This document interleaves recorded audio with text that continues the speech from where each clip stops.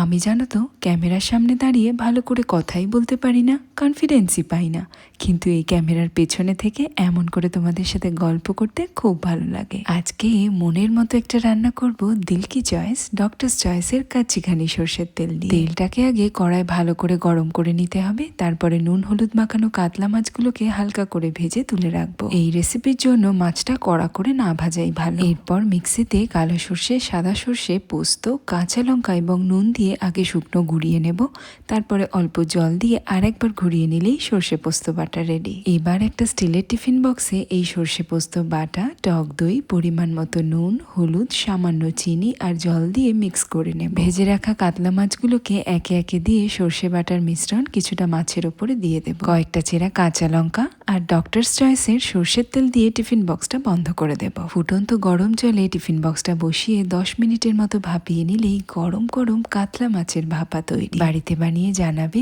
কেমন লাগলো তোমাদের আজকের এই সহজ সরল মাছের রেসিপিটা। ভালো কোয়ালিটির সর্ষের তেল না হলে কিন্তু মাছ রান্নাটাই অসম্পূর্ণ থেকে যায়। তাই আমার দিল কি চয়েস হলো ডক্টরস চয়েসের কাচ্চিঘানি সর্ষের তেল। আর তোমাদের?